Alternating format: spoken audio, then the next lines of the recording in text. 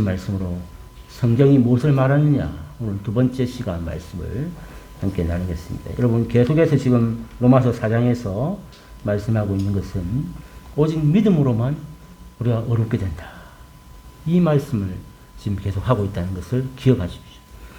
오직 믿음으로만 구원받는다, 이 말이에요. 믿음으로만. 자, 그래서 오늘 이 진리에 대한 두 번째 예는 다윗입니다. 첫 번째 예는 누구였습니까? 아브라함이었죠. 오늘 두 번째 예는 다윗이다라고 성경이 말합니다. 자, 바울은 이 믿음으로 어렵다함을 받는 이 일에 대해서 다시 한번 설명하는데, 우리가 잘 아는 봉급, 다시 말하면 월급, 우리 월급, 봉급 받는 분이 계시잖아요. 이 월급, 봉급 이야기로 오늘 말씀을 시작하고 있습니다. 4절에 보니까 일하는 자에게는 그 삭시 은혜로 여겨지지 아니하고 보수로 여겨지거니와, 이렇게 말씀하고 있습니다. 자, 이 말씀을 잘 한번 보세요. 만약에 여러분들이 어떤 일을 하는, 지금 직장에 다니고 있다고 생각해 보세요. 그러니까 직장에 다닌다는 말은 여러분들이 어떤 그 능력에 따른, 또는 여러분들이 일한 그 시간에 따른 그 고용주와 협의된 급여를 매달 봉급으로 받게 될 것입니다. 여러분의 그 능력 있잖아요. 어떤 기술, 그리고 일한 시간 따라서 원래 사장하고 협의를 합니다. 월급을. 그래서 매달 또는 매주 이렇게 협의된 급여를 봉급으로 받는데, 여러분, 그러니까 여러분이 매달 며칠 날 되면 월급이 딱 통장에 딱 들어오지 않습니까? 그러면 그 월급은 여러분이 애써서 일해서 번 거예요. 그러니까 요즘처럼 참 취업하기도 힘들고 어디 뭐 월급 받기 참 쉽지 않은데, 그러니까 취직한 것이 어떤 그 회사에 다닌다는 것이 참 감사한 일이긴 합니다만은, 월급은 여러분 절대로 선물이 아닙니다. 여러분들이 아침에 몇 시까지 출근해가지고 저녁 몇 시까지 하루 종일 열심히 일해서 번 돈이잖아요. 그러니까 이건 선물이 아니고, 그것을 위해서 여러분들이 열심히 일을 했고 당연히 받을 권리가 있는, 여러분이 받아야 될 몫인 것입니다. 이 얘기를 하고 있는 거예요. 그래서 직장에 대해서 여러분이 아무리 감사하고, 나 같은 사람이 어찌 이런 직장 다닐 수 있노? 이게 둘째 문제예요. 아무튼 아무리 여러분 직장에 대해서 만족하고 감사한다 하더라도 여러분이 받는 봉급은 뭐예요? 일한 대가다. 대가. 결코 은혜가 아니다. 오늘 이것이 지금 4절에서 말하고 있는 바울의 핵심 요점입니다. 그렇죠? 여기에 대해서 여러분이 나는 아닌데요 할 사람은 없을 것입니다. 근데 자, 이 4절 말씀을 원리로 오늘 여러분, 만일 우리 가운데 누군가가 하나님 앞에서 우리의 행위로서 조금이라도 어렵다함을 얻었다고 한다면, 그 사람은 그 어려움이 전혀 은혜로 다가오지 않겠다, 이런 생각이 번뜩 들게 됩니다. 맞죠? 자, 우리가 월급 당연히 받는데, 예를 들어서 우리가 이 구원받기 위해서 헌금을 많이 냈다, 또는 매일 새벽기도를 나왔다, 또는 주일 한 번도 안 빠졌다, 이런 행위로, 아니 내가 어떻게 열심히 했다, 이렇게 뭔가 하나님 앞에서 자기의 어떤 행위로서 내가 어렵다함을 받았다라고 생각하게 된다면, 그 구원이 뭐가 감사하겠습니까? 내가 쇠가 빠지게 일해가지고, 내가 쇠가 빠지게 돈 바쳐가지고 내가 구원받았는데 뭐가 감사하노? 이렇게 안 되겠냐고. 오늘 바울이 말하는 이 원리를 우리가 잘 이해할 필요가 있습니다. 자, 여러분, 근데 이게 제가 이론상 헌금을 많이 내고 새벽기도도 안 빠지고 주일도 안 빠지고 십계명도 다 지키면서 하나님도 다 해서 내가 구원받았다, 이게 이론상은 되는데 실제로는 이게 말이 됩니까? 안 됩니까? 안 된다면, 지금까지 하는 말이 그 말이에요. 뭘 아무리 많이 해본들, 내가 아무리 착한 일을 많이 하고 십계명을 다 지킨다고 해본들 우리가 그걸 다 지킬 수 있느냐? 없는 존재란 말이에요. 왜? 우리는 모두가 죄인이기 때문에. 처음에 날 때부터 우리는 죄인이에요. 그래서 이 죄성을 가진 이 죄인이 아무리 선한 것을 한다 해도 성경은 뭐라고 되어 있어요? 의인은 없나니? 하나도 없다. 이게 우리를 존재를 말하는 성경의 정의입니다. 정의. 내가 아무리 착한 우리도 누가 이번에 또 비가 많이 와서 수해가 났잖아요. 그럼 거기에 또 성금 도 내고 착한 일을 하잖아요. 근데 이게 근본적인 선이 아니라는 거예요. 우리는 이미 우리 가운데 의인은 없나니 하나도 없을 만큼 거기에 우리가 가타부타 할 말이 안 될 만큼 우리는 죄인 중에 괴수 죄인인 것을 우리가 다 잘 알고 있습니다. 우리 스스로. 잠깐 선한 일 하고 돈 몇 푼 낼 수 있죠. 그거 가지고 우리의 죄를 덮을 수가 없다는 거예요. 이것을 우리가 분명히 알고 이 말씀을 드려야 됩니다. 그래서 우리가 살펴본 대로 율법의 행위로 만약에 우리가 그 예를 든다면 그 하나님 앞에서 어렵다 할 육체가 아무도 없는데 자 멀리 갈 거 없이 첫 번째 예가 아브라함이라 했죠. 우리가 믿음의 조상이라고 여기는 그 아브라함조차도 하나님 앞에서 무엇으로 어렵다함을 받았습니까? 행위로냐? 아니다.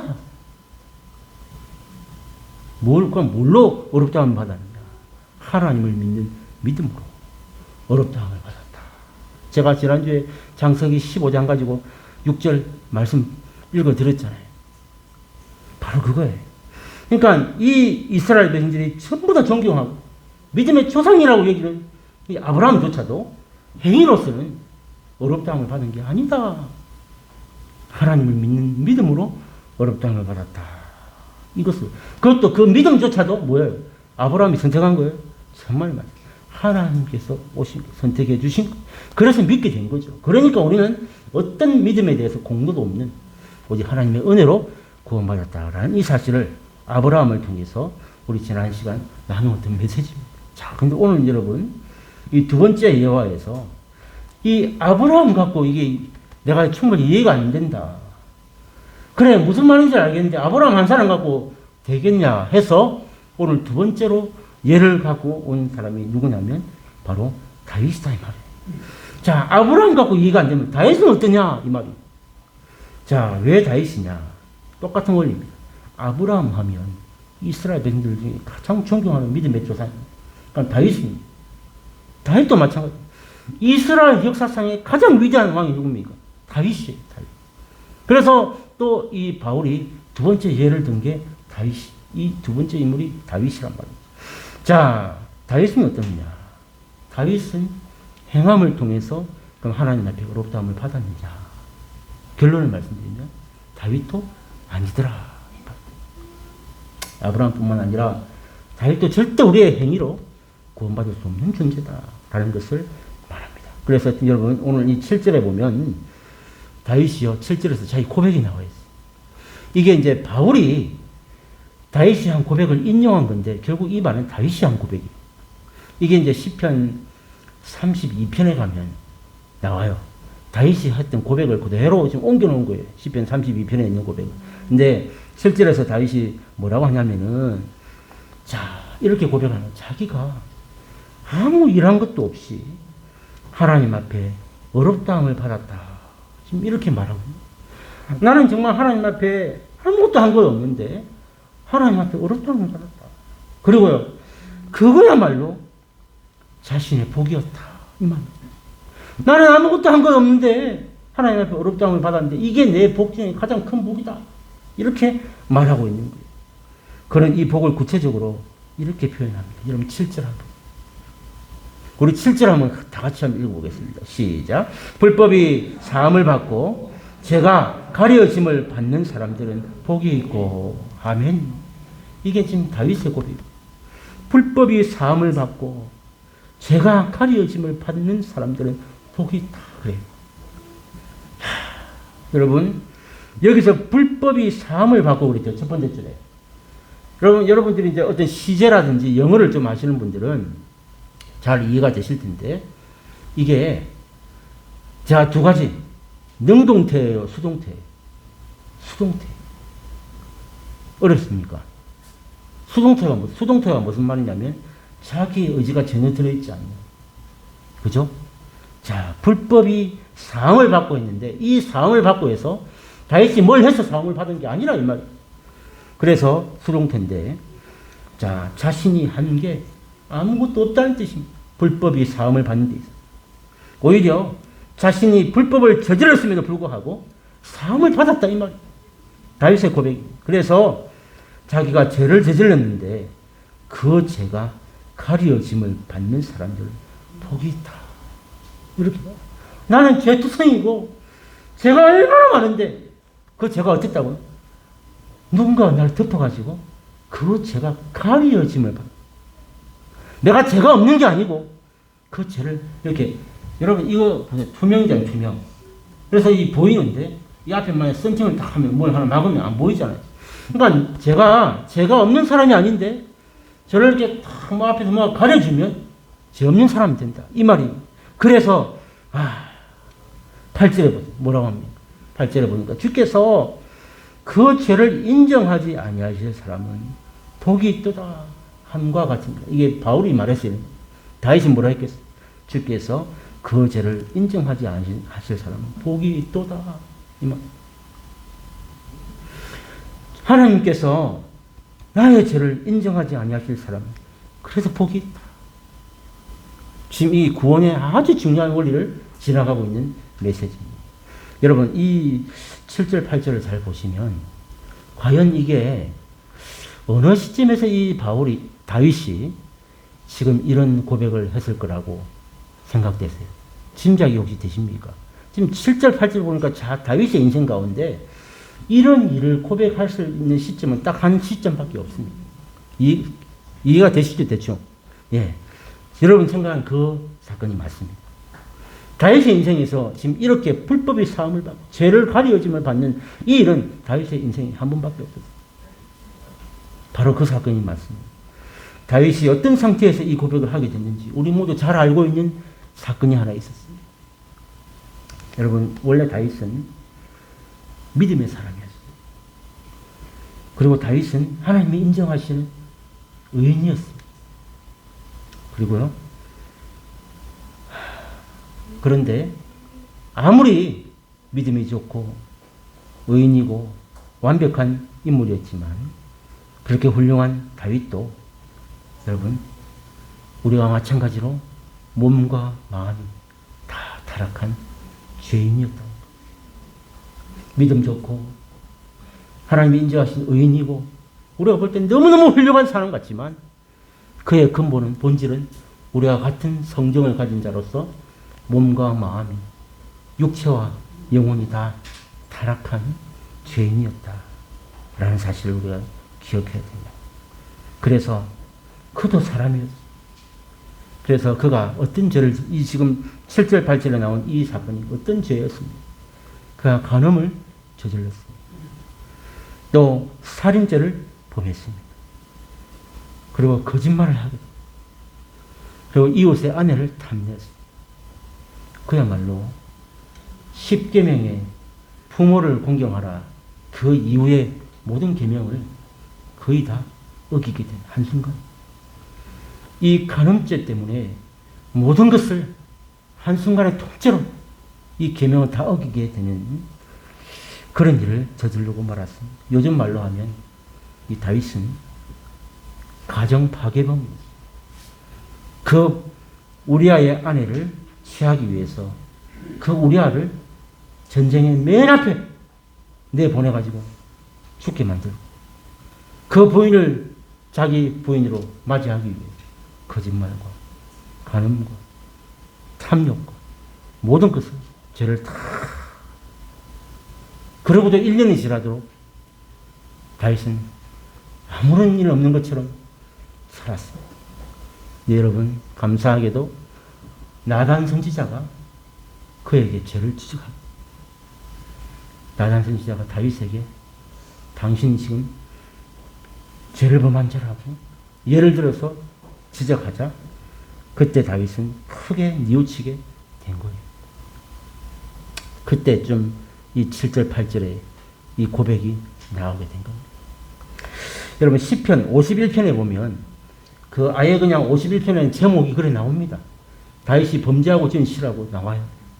자 그런데 그 시편 51편에 보면 다윗이 이 나단 선지자의 책망을 듣고 침대가 다 젖도록 그렇게 울면서 회개하는 장면을 보게 됩니다. 자, 여러분, 그렇게 눈물을 흘리면서 애통하면서 이 나단이 보여준 그 예를 보니까 이게 나라는 사실에 너무너무 부끄럽고 정말 눈을 들 수가 없는, 그래서 정말 눈물로 애통하고 그렇게 시간을 보냈는데, 여러분, 우리 다 죄를 범한 경험들이 있잖아요. 사람에게건 하나님 앞에서건 누구에게건 우리 다 죄를 지은 적이 있습니다. 여러분, 근데 하나님 앞에 다 회개해 보셨잖아요. 회개. 근데 회개하면 그 죄가 생각이 안 납니까? 어때? 회개해도 그 죄가 기억이 납니다. 아, 나 이제 회개했다. 절대 기억이 안 납니까? 그 사람 정신 이상자예요. 우리가 아무리 그 사람에 대해서 내가 하나님 앞에 회개하고 그 죄를, 문제를 해결 받았지만, 내가 그 사람 볼 때마다 마음속에 내가 잘못했던 그 기억. 저는 여러분 지금요, 제가 중학교 3학년 때 애를 한 대 팼어요. 근데 걔가 잘못해서 팬 게 아니고 제가 그냥 힘자랑 하려고 걔를 한 팬 적이 있어요. 근데 제가 걔한테 다 커가지고 미안하다 그랬어요. 근데 제가 걔를 생각할 때마다 제가 객기로 괜히 애를 팬 게 지금도 좀 기억이 납니다. 제가 아무리 하나님 앞에 회개하고 걔한테 사과까지 다 했는데도 제가 걔 생각하면 그 제가 아직도 생각이 나요. 내가 하나님 앞에 회개했다고 뭐 그렇게 해결했다고 제가 기억이 안 난다는 건 있을 수가 없는 일이에요. 다 기억이 납니다. 그러니까 이 나단 선지자의 그 책망을 받고요, 그가 침대 밑에서 그렇게 울면서 애통하면서 눈물을 흘렸지만 자기의 그 죄가 한 톨도 지울 수가 없는 거예요. 자기의 그 사랑하는 그 부하는 이미 전쟁터 나와서 죽은 지 1년이 지났어요. 이미 그 여자는 자기 부인으로 맞아 있는데 지금 이제 와서 회개했는데 그게 없어지는 것도 아니고 다시 원상복구가 되는 것도 아니고 정말 자기가 지은 죄가 한 톨도 지울 수가 없는 거예요. 그 살인죄가 어디 가겠습니까? 사람이 이미 죽고 없는데 그 가정을 돌려놓을 수 있나요? 안 되잖아요. 지금 회개한다고 하지만 자기의 죄를 한 톨도 지울 수도 없고 살인죄가 어디 가는 것도 아니고 그 괴로움을 여러분 어떻게 할까요? 진짜 회개의 자리에 있으면 이게 이런 길에 막다른 길에 서게 되는 거예요. 아무리 애를 써도 이 다윗은 자기의 죄를 치울 수가 없었어요. 자기의 행위로 어찌할 수 없던 다윗은 드디어 이 문제를 가지고 하나님 앞에 더 깊게 나아가게 됩니다. 이게 눈물을 흘린다고 되는 일이 아니에요. 그래서 하나님 앞에 진짜 더 깊이 나아갈 때에 후회가 아니라 처절한 회개로, 진짜 회개로 하나님, 이 자기의 죄를 보게 하신 이 하나님 앞에 정말 이 벌거벗은 모습으로 하나님 앞에 더 나아가게 됩니다. 그러던 어느 날 다윗은 하나님 앞에서 귀한 음성을 듣게 됩니다. 어떤 음성을 듣느냐? 그의 죄가 가려졌다는 사실. 너의 죄가 가리워졌다. 없어진 건 아닌데 하나님께서 보실 때 가리워졌다. 여러분, 이보다 더 놀라운 은혜가 어디 있겠습니까? 오늘 말씀을 다 들었습니다. 오늘 바울은 믿음으로 어렵다함을 받는 이 일을 설명하기 위해서, 지난주에는 아브라함, 오늘은 이 다윗에 대해서 설명하면서 우리의 죄가 없어진 게 아니라 오늘 가리워졌다 라고 하는 이 사실을 설명하고 있다는 것이죠. 여러분, 다윗의 죄는 돌이킬 수가 없는, 여러분, 그 다윗의 죄가 우리의 죄입니다. 우리가 아무리 하나님 앞에 회개했다고 하지만 그 회개하면 죄가 없어지나요? 천만의 말씀. 여러분, 우리의 죄는 돌이킬 수 없는 거예요. 무덤에 갈 때까지 잊어지지 않습니다. 이게 우리 죄의 본질이에요. 근데 우리 믿는 사람들은 지금 죄를 너무 쉽게 생각해요. 그러면 회개합니다 하면 끝인 줄 알아요. 아닙니다. 무덤에 갈 때까지 그 죄가 있는 거예요. 저는 지금도 기억이 나요. 중학교 때 제가. 어떻게 그걸 잊어요? 예수 믿는 사람들은 회개했다면 끝이야. 이게 정신병자예요. 정말. 얼마나 심각한 문제죠.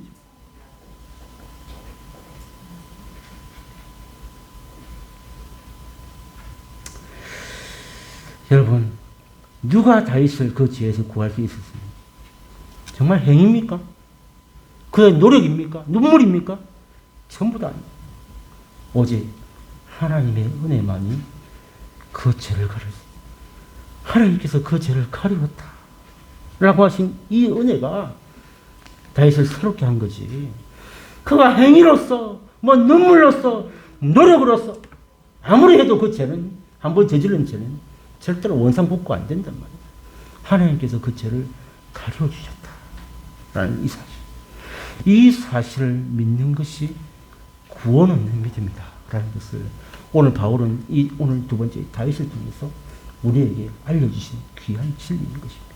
사랑하는 성도 여러분, 이 구원받는 믿음이라는 것은 하나님이 저기 계신다. 하나님이 여기 계신다. 이거 믿는 거 아닙니다. 여러분, 구원받는 믿음이. 그럼 뭐냐?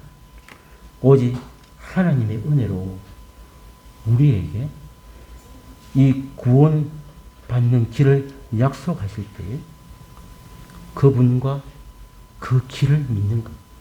이게 구원받는 믿음. 여러분, 다 다릅니다. 어떤 사람은 태어날 때부터 모태신앙도 있고, 어떤 사람은 대학 다니다가 이 선교단체에서 예수를 믿기도 하고, 어떤 사람은 죽기 직전에 정말 호흡이 가빠를 때 누군가가 이 병상세례를 받고 구원받는 사람도 있고, 정말 얼마나 구원받는 이 길이 많습니까? 제가 참 깜짝 놀란 것은 우리 준혁이가 오늘 코로나 때문에 못 왔지만 세상 참 좁더라고요. 우리 전성민 집사님이 지금 계시지만 우리 준혁이 학교 체육쌤이요. 전성민 집사의 그 대학 동기예요. 맞죠? 그 동기인데 그 대학 동기가 전성민 집사를 그때 대학교 때 전도해가지고. 이야, 세상에.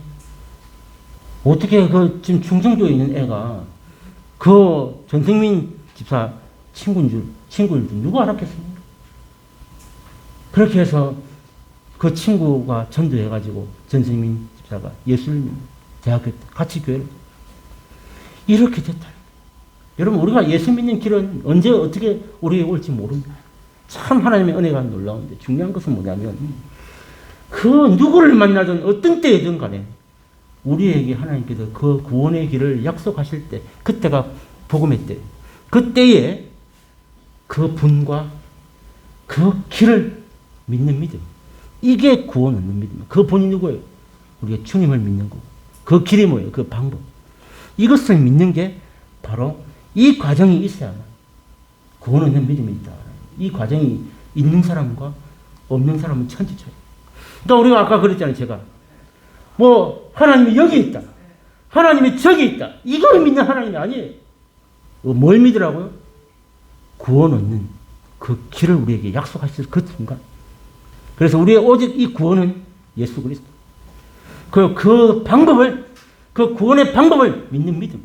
이게 구원 얻는 믿음이라. 그래서 여러분, 이 가정이 있는 사람은요, 하나님이 분명히 계시고, 하나님은 나 같은 죄인도 사랑해 주시는 진짜 하나님의 사랑이시고, 진짜 하나님은 거룩하시다 라는 사실을, 이 과정을 경험한 사람은 굳게 그때부터 믿게 되는 거예요.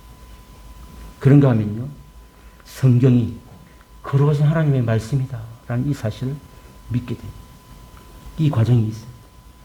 그리고 진짜로 하나님을 경외하게 되는 놀라운 변화가, 이 과정을 경험한 사람에게는 정말 성경이 하나님의 말씀이다.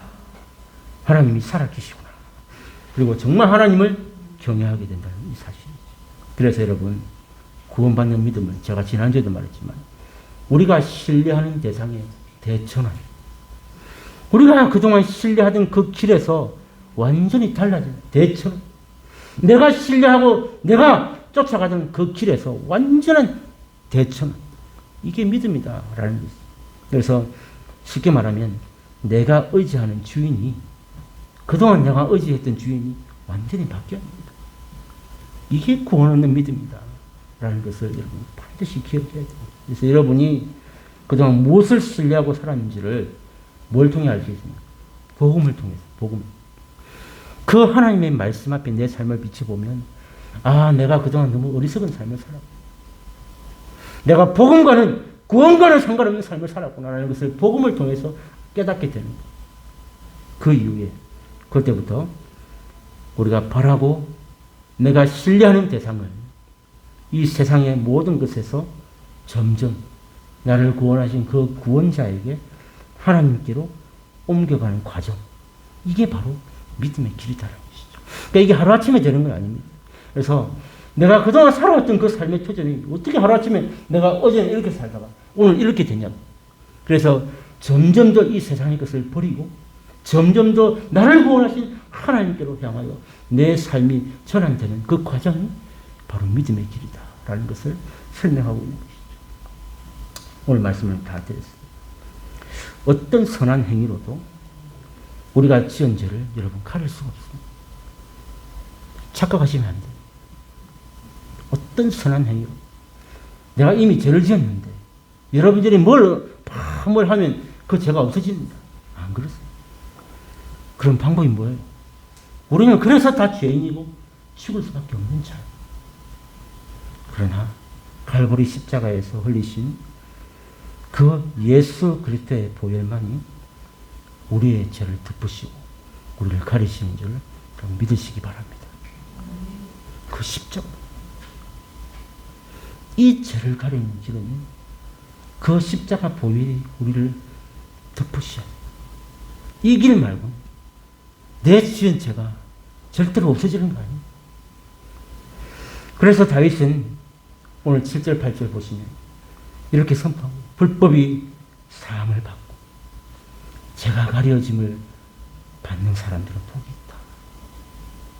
그리고 8절 주께서 그 죄를 인정하지 아니하실 사람 복이 있다. 죄가 없어진 게 아니라 하나님께서 그 십자가 때문에 인정하지 않는다. 사랑하는 성도 여러분, 그래서 전도폭발의 창시자 짐 케네디 목사님은 항상 누구를 만나든지 이렇게 전도하셨어요.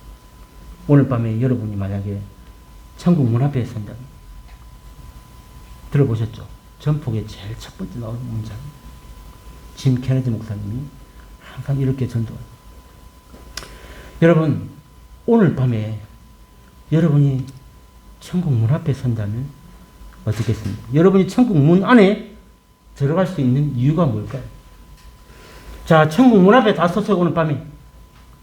그 문 안에 들어갈 이유가 뭡니까, 여러분? 혹시 아직도 저는 이게 걱정, 뭐냐면, 아직도 천국 문 앞에서 나는 들어갈 자격이 없어. 이렇게 생각하고 포기하거나 근심하는 분 혹시 안 계실까? 난 이게 제일 걱정.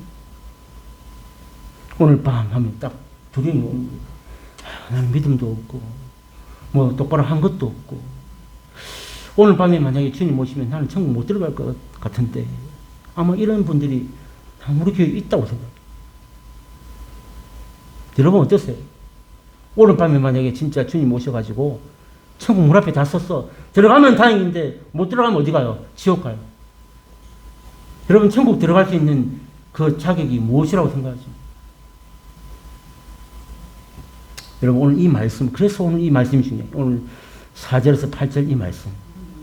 여러분 오늘 이 말씀을 들은 자들은 다윗처럼 정말 복 있는 자다라는 사실을 좀 여러분 깨닫기를 원합니다. 여러분 우리가요 저지른 죄는 제가 오늘 계속 강조합니다. 절대로 이게 스스로 가릴 수가 없습니다.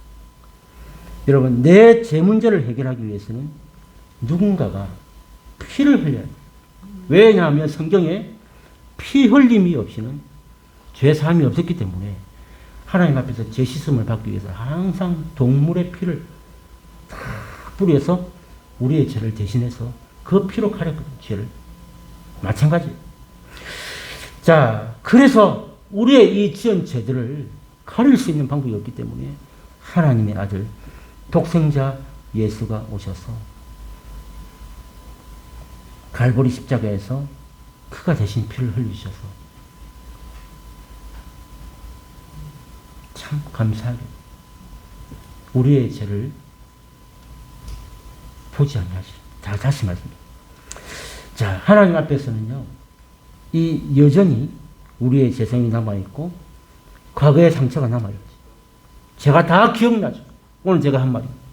그런데 내가 하나님을 믿는 그 순간 어떤 일이 일어나느냐, 이것만 기억해요.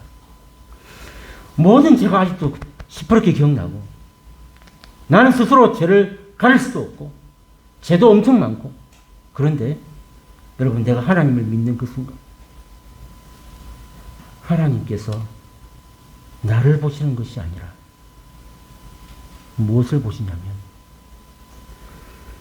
내 죄를 가리고 내 앞에 막아선 예수 그리스도의 십자가 그 피, 이 보혈을 통해 나를 보신다는 것. 이해되셨어요? 하나님이 나를 직접 보시면 가릴 수 없는 죄투성이로 우리는 죽을 수밖에 없는 자들이지만 그 갈보리 십자가의 그 보혈의 피로 우리를 이미 덮어주셨기 때문에 하나님이 나를 보실 때 나를 보시는 게 아니라 그 피를 나를 덮으신 그 피를 보시기 때문에 우리가 어떻게 됩니까? 우리를 어렵다고 선포해 주신다는 사실. 여러분, 이게 구원의 길입니다.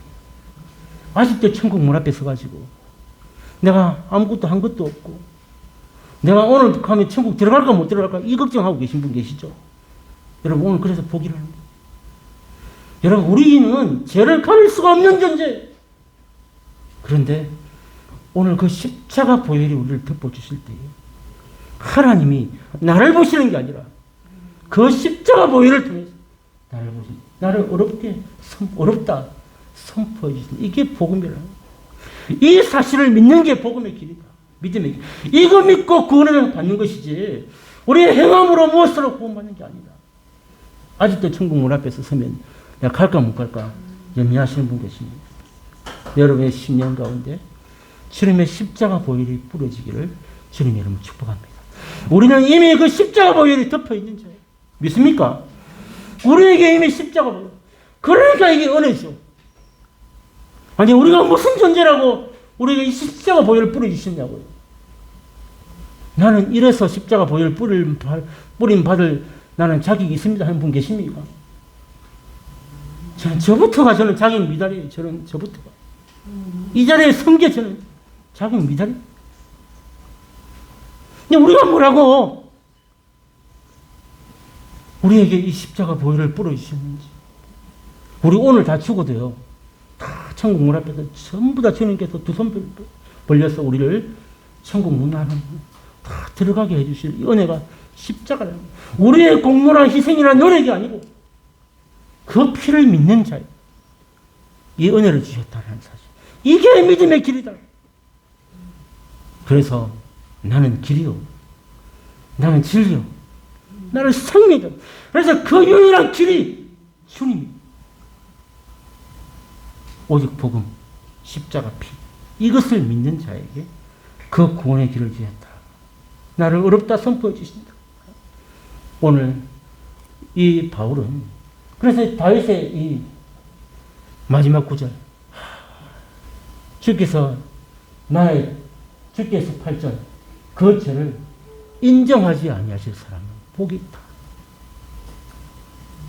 여러분, 이 당사자가 다윗뿐만 아니라 바울뿐만 아니라 저와 여러분 되었다는 사실을 믿음으로 믿으시기를 주의 이름으로 축복합니다. 주께서 우리의 죄를 인정하지 않는 거예요. 이미 그래서 주님이 십자가에 못 박혀서 다 죽으시고, 그래서 우리 죄를 위해서 다 그 피를 이미 해결하셨기 때문에 우리의 죄를 인정하지 않는다. 이것을 믿는 믿음이 우리를 어렵게 하는 믿음이다. 이 진리가 아닌 다른 것을 전하는 자가 이단입니다. 그래서 이 십자가 보혈의 피를 믿는 이 믿음 가지고 우리가 남은 생에 그래서 그 주님을 쫓아가는 인생 대전환의 길이 바로 신앙의 길이다. 라는 사실. 그래서 오늘 이제 이 말씀을 생각하면서 우리 이제 마지막 부를 찬양인데, 하나님의 은혜로, 그 크신 하나님의 사랑, 말로 다 형용 못하고. 여러분, 이 찬양 한 번. 저 높고 높은 별을 넘어 이 낮고 낮은 땅에 재범한 영혼과 그 아들 보여 화목제물 삼으시고 제 용서하시는. 여러분, 오늘 말씀하고 똑같죠? 이게 그 말씀. 그 크신 하나님의 사랑, 말로 다 형용. 어떻게 우리 같은 사람을 위해서 그 아들을 버리셨는지. 정말 이 찬양을 더 귀하게 여기시고, 이 내가 구원받은 것이 진짜 하나님 은혜구나 라는 이 감격이 오늘 이 찬양을 부를 때에 우리 마음 가운데 더 귀하게 뜨겁게 부어지는 은혜가 있길 바랍니다. 우리